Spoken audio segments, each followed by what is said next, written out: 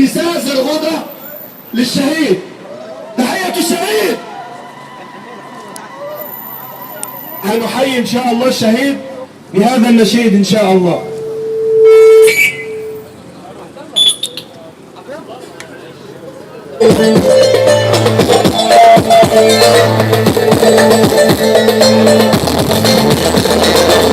زف الشهيد وقالوا زافع السنة، زف الشهيد بكم ثاني بالجنة، شهيد وقالوا زافع السنة، زف الشهيد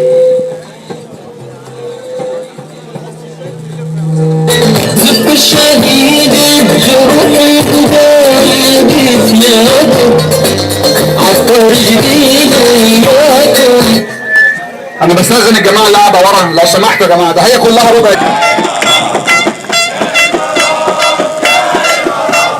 انتوا كبيركوا ايه يا امارات يا امارات، انتوا كبيركوا ايه يا امارات يا هو،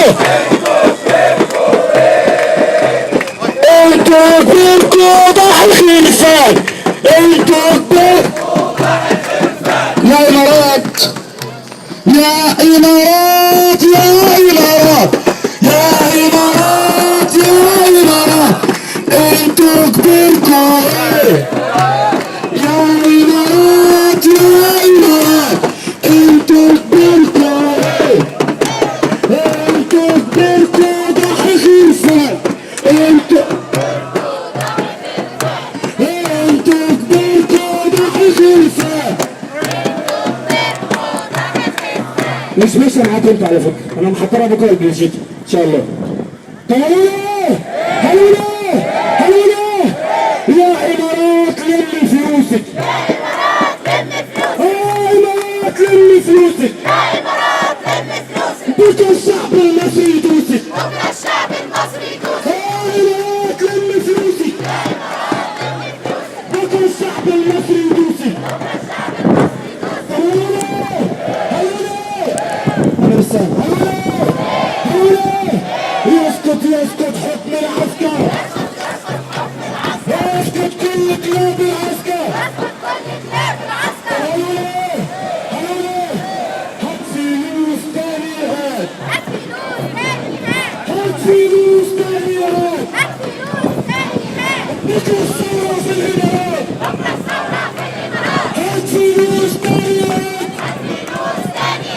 بكرة الثورة في الإمارات، بكرة الثورة في الإمارات. أنا مفكر على فكرة كلمتين بس أنا مش عايز أقولهم عشان الحرية. هم ممكن ما يسمعوش؟ لا لا لا. هلولا هلولا هلولا الإمارات بلطجية بلطجية بلطجية.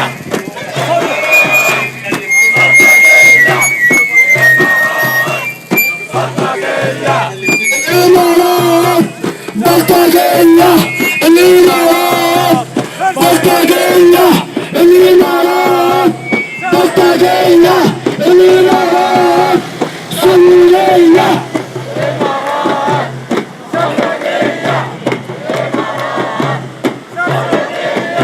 الإمارات بلطجية سورية، الإمارات بلطجية سورية، الإمارات هلولا الداخلية بلطجية الداخلية. وفي رسالتين أنا نحب يعني أقولهم لحضراتكم واللي هم بيسمعونا. لماذا نحن هنا؟ احنا هنا لماذا؟ نحن جئنا لهدف واحد وهي إعلاء الديمقراطية في مصر، إعلاء كلمة الديمقراطية في مصر وفي جميع الدول العربية، إعلاء الديمقراطية في مصر وفي سوريا وفي ليبيا وفي تونس وفي الجزائر وفي جميع الأراضي العربية. هل الديمقراطية مباحة للغرب وغير مباحة لنا. لا لا والله، نحن أحق بالديمقراطية، فنحن شعب مصر صاحب الحضارة، 700,000 سنة حضارة، نستحق الديمقراطية. وأن منا الدكتاتوريين ليسوا بمصريين، ولكن يعملون على منافع ضيقة ومنافع خاصة بهم فقط، ليس بالشعب. فنحن هنا الشعب المصري كله، ليس طائفة وليس حزبا وليست جماعة، فمنا المسلم ومنا المسيحي ومنا الليبرالي ومنا ما دون ذلك. فنحن نمثل، لكي يسمعون جيدا، نمثل الشعب المصري، نمثل جميع طوائف الشعب المصري. وليعلم الجميع أننا أتينا هنا لا لننصر حزب الحرية والعدالة ولا الإخوان، ولكن لننصر مصر عالية خفاقة إلى يوم الدين. نعم، نحن هنا من أجل الديمقراطية، فلنعمل جميعا من أجل هذه الكلمة، فلنعمل جميعا من أجل هذه الكلمة، وليكن شغلنا الشاغل لا لدين، ولكن الدين كفاه الله الجميع. أما نحن نعم نعمل هنا في هذه الدولة العريقة الديمقراطية، وهي فرنسا صاحبة الباع وصاحبة التضحيات على مر العصور، والثورة الفرنسية غير شاهد على ذلك.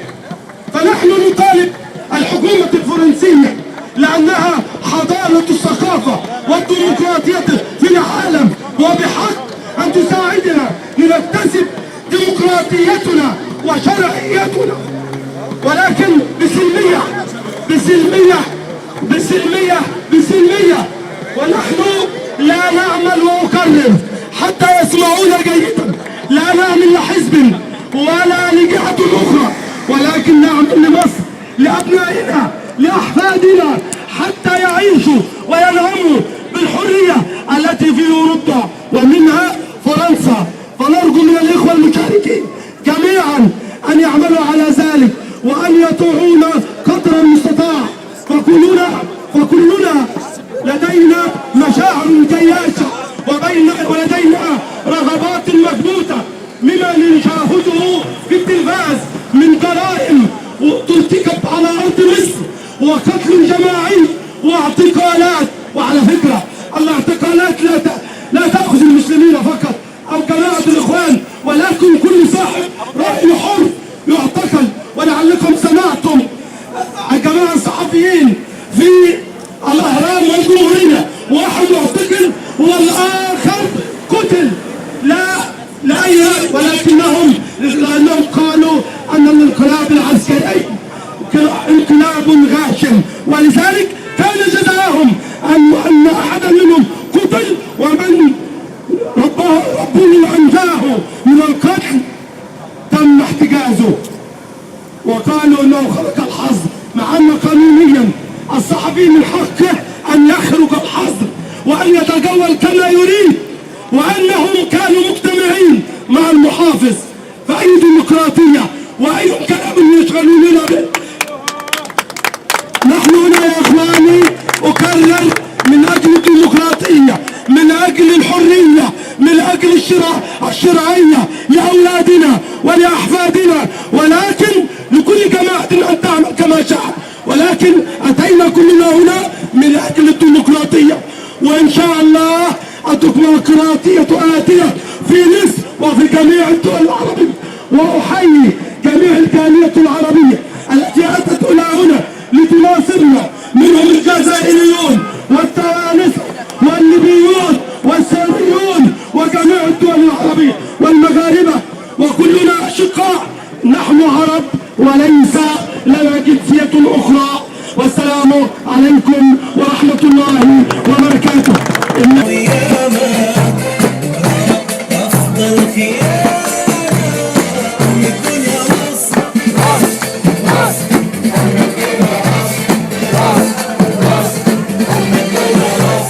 يلا قولها يا مصري بصوت عالي وما تخافش، بلادي ما تتهددش، أم الدنيا مصر.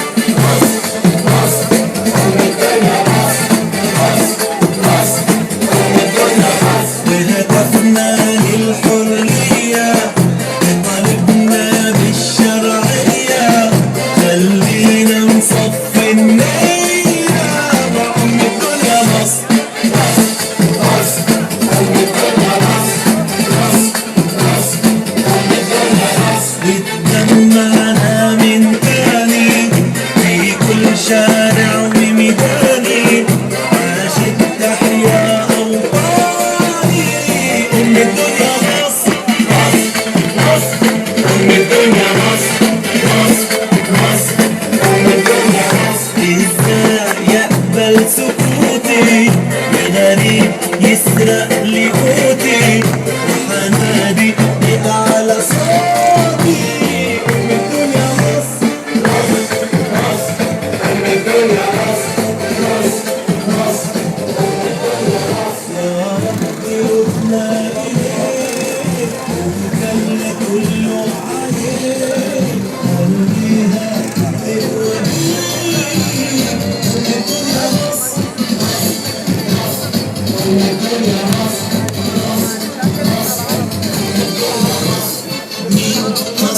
الحضارة. صبرا وياما أفضل خيانة. أم الدنيا مصر، مصر، أم الدنيا مصر، مصر، مصر، أم الدنيا مصر، مصر، مصر، أم الدنيا مصر. كمان واحدة يا حاج. عالجران.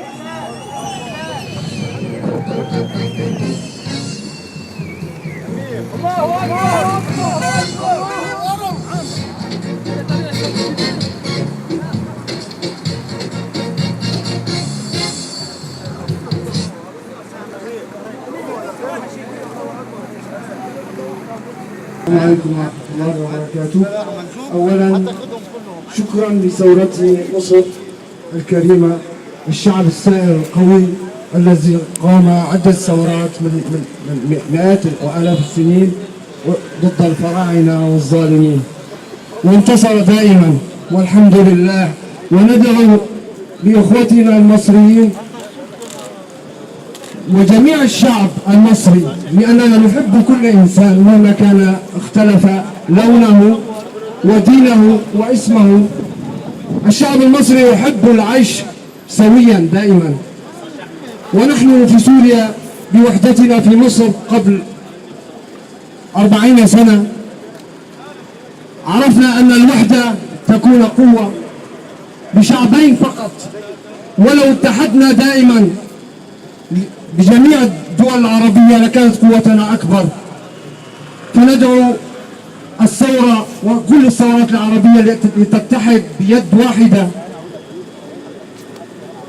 بحبل الله سبحانه وتعالى، لأننا لا نظلم لا مسيحيا ولا أرمنيا، لا نظلم أحدا. محمد عليه الصلاة والسلام أتى بالإيمان والإسلام والرحمة، ولم يأتي بالظلم والعدوان. والعدوان الذي يجري الآن في سوريا لم يشهد له التاريخ أبدا إلا في مصر. خلال ساعتين أو ثلاث قتل أكثر من 4 أو 5 آلاف، لا أحد يعلم، لأنهم يكتمون الحق وهم يعلمون. نحن نشهد أن لا إله إلا الله ونشهد أن محمدا رسول الله، ونؤمن بنصر الله سبحانه وتعالى. ومن آمن بنصر الله سبحانه وتعالى فإنه مؤمن بنصر الله، وإن كان أولئك المجرمون مسلحون بالمواد الكيماوية مثل بشار المجرم.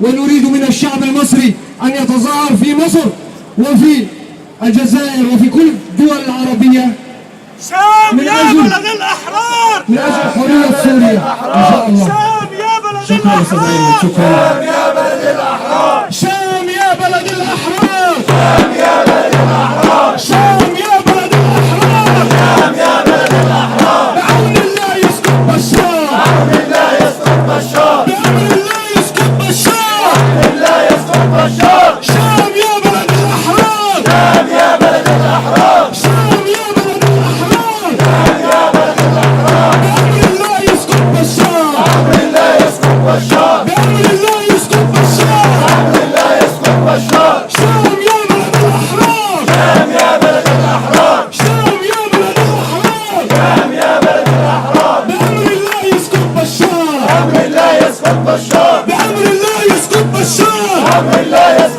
بشار. اللي بيقتل اهله وناسه، اللي بيقتل اهله وناسه، اللي بيقتل اهله وناسه، اللي بيقتل اهله وناسه، يبقى عامل من ساسه لراسه. يبقى عامل من ساسه لراسه. شام يا بلد الاحرار، شام يا بلد الاحرار، شام يا بلد الاحرار، شام يا بلد الاحرار. بأمر الله يسقط بشار، بأمر الله يسقط بشار، بأمر الله يسقط بشار، بأمر الله يسقط بشار، بأمر الله يسقط بشار.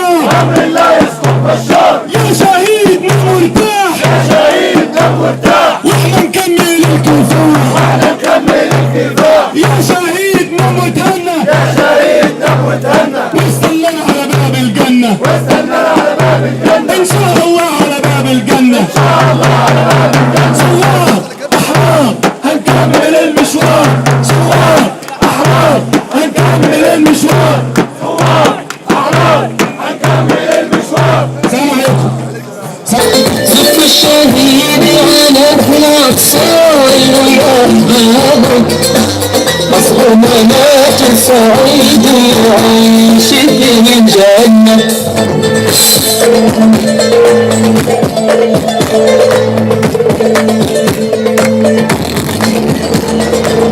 صف الشهيد يقال صوت حسنة، صف الشهيد البيت والثاني في الجنة.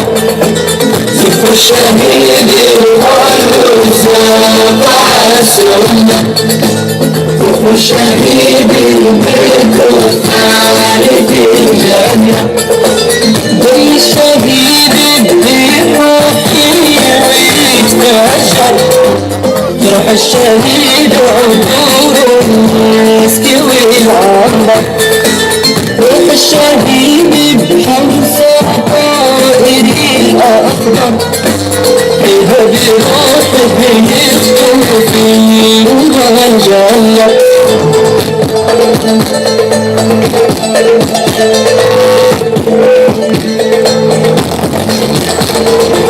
صف الشهيد القلب فوق السنة، صف الشهيد البيت والثاني في الجنة.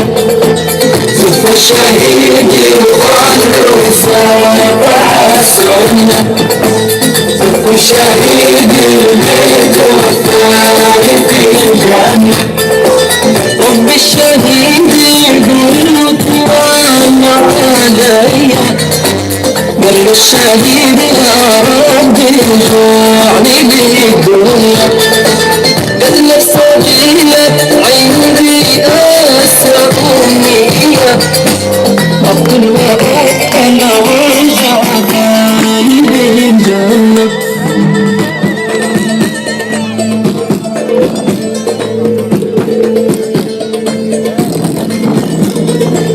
صف الشهيد عنده فوق السنة، صف الشهيد البيت والثاني في الجنة. صف الشهيد عنده فوق السنة، صف الشهيد البيت والثاني في الجنة. لا استطيع، مش قادر استوعب. وفي فرق بين ان انت مش قادر ومش عارف. اللي عارف، اللي مش عارف ده هو مش عارف يفهم القصه، لكن اللي مش قادر هو فاهمها بس مش قادر يستوعبها. انا يعني مش قادر لغايه الان اتخيل حجم القتل وحجم الاعتقالات. يعني يذكر جميعنا ان فضيله المرشد فك الله اسره كان واقف في طابور الانتخابات وراح احد الشباب شتمه فلم يهدده احد بالسجن ولم يعتقله. الناس دي يا جماعه اللي في مصر لمده سنه تعبت الناس اللي جايه بعديها. واحد قاعد في شقه بالايجار وبيبعت مراته عمره على حسابه وحريص كل الحرص انه يعني ايه يطبق العداله. الحاجه الاخيره اللي هقولها واختم بيها ان اذا كان للاخوان اخطاء واخفاقات فهم حافظوا على الاقل على يعني اهداف الثوره بقدر الامكان. ومن منا يختلف في هذا فليرجع وليراجع دستور 2012 وماذا حقق من العداله الاجتماعيه والحريه. هم لغوا الدستور ليه؟ لان الدستور في بند من بنوده ان انت ما تقدرش تعتقل حد بدون سبب لمده 48 سنه. دي اول حاجه لغوها. الحريه الاجتماعيه ان ما حدش يتعين بالواسطه كنا احنا الغلابه اللي ما بنتعينش، كانوا اولاد الوزراء واولاد القضاه واولاد العسكر هم اللي بيتغنوا. فراجعوا الدستور وانت تعرفوا ان هم حرصوا كل الحرص على تحقيق اهداف الثوره. اعتذر لكم الاطاله لان يعني ياسر عمال يلف حول مني مع الرغم هو اللي اداني الكلمه. اشكركم واشكركم على صبركم على الاستماع. السلام عليكم. ساعتنا يا استاذ احمد. شكرا لك يا استاذ احمد.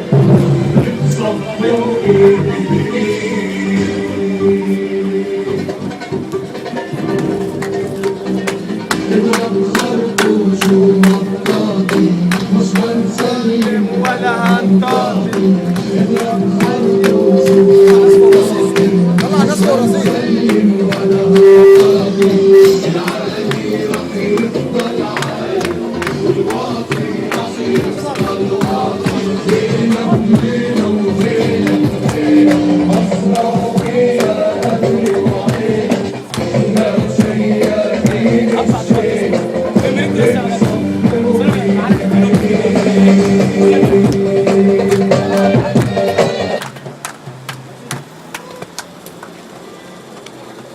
باسم أصدقائي لميدان النهضة الذي شغلنا رابعة عنه، فمعذرة يا من كنتم في النهضة، والله لن ننساكم ولن ننساكم ولا ننسى أي شهيد في أي مكان.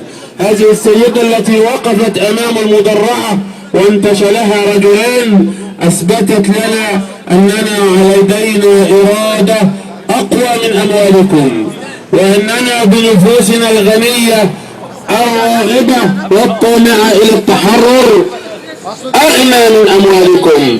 فوالله وإن اشتريتم بعضنا بالمال وإن أغدقتم على الغرب عطاياكم ووزعتم على وسائل الإعلام أموالكم ليشوهوا صورة الثوار الذين لم يخرجوا من بيوتهم طمعا في مال أو جاه أو سلطان، فهم قدموا أغلى ما لديهم لنحيا نحن كراما. فهل تظنون أننا ننسى العهد؟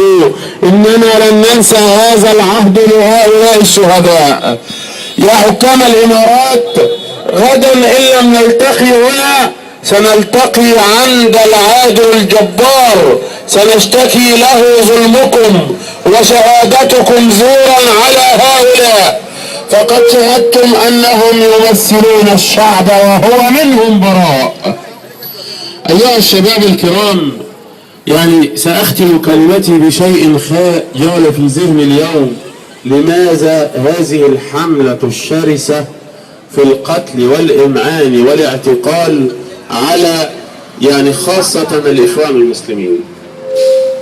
مشكلة الإخوان المسلمين ليس كما قال الفريق أو قال الغريق، إنما مشكلة الإخوان أنهم أجبروا الجيش أن يخرج وجهه العكر. يعني إيه؟ هم حاولوا من أول يوم في الثورة أن يقتلوها بكل الوسائل، وكانوا يفضلونها أن يقتلونها بالعسل واضعين فيه السم. فمن أول يوم ما عملنا استفتاء 19 مارس، واستفتاء 19 مارس ده كان تعديل لدستور 71، يعني كنا المفروض نمشي على دستور 71، فطلعوا لنا ايه؟ الاعلان الدستوري اللي اخرجه الجيش، وهم اللي وضعوا الخطه ورسموا الطريق ليغرق الجميع فيها باختيارهم الانتخابات الاول ثم الرئيس حتى نتوه، لان هي مشكلتهم مش في الاشخاص، هي مشكلتهم الحقيقيه في الدستور. كيف يحفظون مكانتهم وحقوقهم واموالهم وتدخلهم في السياسه؟ فلما وضعت الخريطه ووافق عليها الشعب، جاءوا لنا بوثيقه اسمها وثيقه السلمي، المبادئ فوق الدستوريه، قبل ايه؟ قبل الانتخابات وقبل الدستور. فلما خرجوا في الجمعه الشهيره اللي سموها جمعه قندهار ورفضوا وثيقه السلمي، فبيعملوا ايه؟ ام سمع ام هدد الدكتور سعد الكتاتني ان لم يستجيبوا الاخوان سنحل مجلس الشعب، وحلوا مجلس الشعب. هذه كلها كانت محاولات متتاليه لقتل الثوره او تفريغها من اهدافها على الاقل. طب بعد كده ايه اللي حصل؟ لما جت شكلوا اللجنه التاسيسيه الاولى وراحوا طعنوا عليها، وكان للاسلاميين في البرلمان بنسبه 79%، ولو احترمنا القانون كان من حقهم ان يشكلوا لجنه دستوريه كامله 100%. ولكن هم أدبا منهم واحتراما لشركائهم في الوطن الذين لم يحترموهم اليوم قبلوا ب60% في المرحلة الأولى. فلما أقاموا الدعوة في المحكمة، تحمليني شوية ولا تمام كمل. فلما يعني بس بحكيها لكم عشان نفهم القصة، لأن لو ما فهمناش عندنا نخبط كده في الفاضي، عشان نفهم الناس دي بتعمل إيه وليه هم قاسيين علينا كده. فلما هم يعني راحوا طعنوا في المحكمة الإدارية، كان ممكن الحزب الحرية والعدالة يروح يطعن قدام المحكمة الإدارية العليا، لكن قلنا إيه؟ هنقبل حكم القضاء. ودي كانت واحدة من أخطاء الإخوان، أنهم تعاملوا بالأخلاق مع من لا يعرفون الأخلاق. دي مشكلة. فقبلنا بالجمعية التأسيسية الثانية، فلما جت الجمعية التأسيسية الثانية وافق الجميع والكل يذكر هذا الكلام على 50-50، 50 الإسلاميين و50 العلميين، كانت 52-48 تقريبا. فلما هم أصروا قام حزب البناء والتنمية الأكثر تشددا في مصر وتنازل عن مقعديه للإخوة من التيار المدني، فأصبحت 50-50. فهم عايزين يعرقلوا تاني، هم مش عايزين نعمل دستور، يعني من الآخر مش عايزين فرحان انتقالية. فقالوا بس التصويت ما يبقاش 50+1، يبقى 70-30، فوافقوا. يعني الناس دي بتوافق على كل حاجة، الناس دي عايزة تحل البلد. فراحوا عاملين إيه؟ تلككوا حتى أخرج الدكتور مرسي الإعلان الدستوري فراحوا منسحبين. إيه علاقة الإعلان الدستوري؟ فأنك في مهمة وطنية منتخبة لإنجاز دستور للبلد. طبعا هم اتفاجئوا إن الدستور اقترب يختلط. فدي كانت كلها محاولات لقتل الثورة بدس السم فيها. نطلع دستور يفرغ المهمات ويجعل رئيس الجمهورية ورئيس الجمهورية كله تحت سيطرة العسكر. فلما فشلت كل المحاولات دي وجاءت الانتخابات الرئاسية، ومع ان الاخوان مع احترامي للجميع اكثر خبرة من غيرهم، فلهم في العمل السياسي باع طويل ويفهمون ما يفكر به العسكر، فاجلوا دخولهم الانتخابات الرئاسية للدقيقة قبل الاخيرة من الوقت بدل الضائع. ليه؟ لانهم يدركون خصومهم كيف يفكرون. هم تعبون في مجلس الشعب وحلوه مرتين، حاولوا يفسدوا الجمعية الدستورية مرتين، فالإخوان فاجأوا العسكر مفاجأة غير متوقعة وتحملوا من الإهانات والشتائم وكل شيء، ولكن هم كانوا يدركون كيف يلاعبون هؤلاء. فدخلوا الانتخابات الرئاسية في المرحلة في الدقيقة قبل الأخيرة، ووفقنا الله بأن نجح مرشح الثورة الدكتور محمد مرسي. نجح لأن هذا الفضل يرجع إليكم ويرجع إلى المهندس حاتم عزام الذي أقر قانون الفرز في اللجان الفرعية. فلولا الشباب اللي كانوا واقفين في كل لجنة ولولا محاضر الانتخابات كانوا والله زوروها. فلما اتفاجئوا بالنتيجة ان كانت مفاجأة لهم، واي حد يقول لك الغنى بداية تأخيرها، فاخرجوا لنا ايه؟ راحوا اخرجوا الاعلان الدستوري المكمل. هي محاولات اخرى لتعطيل مسار الثورة. الاعلان الدستوري المكمل تبقى انت رئيس تملك ولا تحكم. فيجب الاخوان يعاقبوا لانهم ما ادوش الفرصه للعسكر انهم يفرغوا الثوره من مضمونها. كل الجميع يجمع ان قد يكون الدكتور مرسي اخفق وله اخفاقات، وما فيش رئيس جمهوريه في الدنيا ولا في العالم من اوباما لاولندا ساركوزي ليس له اخفاقات، وما فيش حزب في الدنيا في رئاسه بيحقق 50% من برنامج الانتخاب. الجميع لديه اخفاقات، ومن قال كما قال المسيح عليه السلام: من كان منكم بلا خطيئه فليرميها بحجر. كل الناس عندهم اخطاء سواء من شباب الثوره او من الاخوان او الموجودين، ولكن المشكله لما الاخوان بوقوفهم وفهمهم وادراكهم لدور العسكر وتاخيرهم لقتل الثوره حتى تفاجأوا بوجود الدكتور محمد مرسي وبدأ يبعد العسكر، فما كان من العسكر الا ان اخرج اسوأ من عنده فاعمل فينا قتلا واعتقالا. فكان يجب معاقبه الاخوان اللي افضحوا لنا العسكر واعوانهم من السعوديه والامارات ودول الخليج التي وقفت تدفعهم بالمال. طب هم كانوا فين؟ ما سندوش الثوره من اول يوم لو كانوا بيثوروا الشعب المصري. فالقضيه النهارده ان عقابا للشباب اللي وقفوا في رابعه، سواء كانوا من الاخوان، لان الاعتقالات النهارده مش في الاخوان بس، في كل الناس كانوا واقفين في رابعه.